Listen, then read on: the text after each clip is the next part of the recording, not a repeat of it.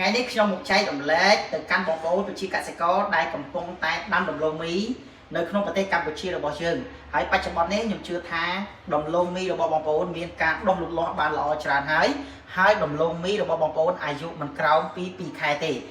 ជាទូទៅតែម្ដងអញ្ចឹងតើដំឡូងមីដែលមានអាយុ2ខែបងប្អូនគួរតែចាត់ការទៅលើអ្វីខ្លះដើម្បីឲ្យទិន្នផលដំឡូងមីរបស់បងប្អូនមានទិន្នផលខ្ពស់មើមធំវែងដាក់ម្សៅ DC បានល្អនិងមានទម្ងន់ល្អនិងលក់បានថ្លៃអញ្ចឹងខ្ញុំនឹងប្រាប់អំពីផលិតផលពីរមុខដែលបងប្អូនគួរតែជ្រើសរើសយកទៅប្រើដែលវាមានបទពិសោធន៍ជួយដំឡូងមីរបស់បងប្អូនកសិករ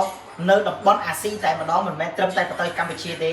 រាប់ម៉ឺនអ្នកមកហើយឲ្យទិន្នផលខ្ពស់ខ្លាំងមែនទែនជាពិសេសគឺសម្រាប់ផលិតផលពីរមុខនេះមាន Transform រូបមន្តទី2បូកជាមួយនឹង Transform NPK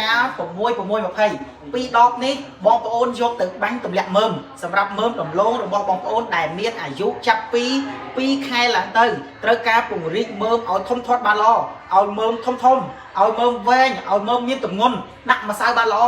និងលក់បានថ្លៃបងប្អូនត្រូវប្រើឈុតនេះដែលមាន Transform រូបមន្តទី2បូក NPK 6620មួយឈុតនេះបងប្អូនយកទៅប្រើប្រាស់នៅលើទីដីចាប់ពី8ហັດទៅ10ហិកតានិយាយជារួមបងប្អូន1ហិកតាចំណាយត្រឹមតែ 16000 រៀលតែប៉ុណ្ណោះសម្រាប់បាញ់ម្ដងសម្រាប់កន្លងដែលមានអាយុ2ខែឡើងទៅប្រើឈុតនេះបងប្អូនប្រើប្រាស់20ថ្ងៃម្ដងប្រើឲ្យបាន2ទៅ3ដងនោះដំឡូងបងប្អូន1ហិកតាមិនក្រោម40តោននោះទេខ្ញុំហ៊ានធានាតែម្ដងសម្រាប់ Transform បងប្អូនធ្លាប់ស្គាល់ Transform របស់យើងជាច្រើនឆ្នាំមកហើយនេះគឺជាឈុតដែលទម្លាក់មើមនិងបំផ្ទុះមើមសាហាវបំផុតបងប្អូននៅក្នុងឆ្នាំ2025នេះបងប្អូនដែលមិនទាន់បានតេស្តមិនទាន់បានសាកបងប្អូនប្រើឈុតនេះ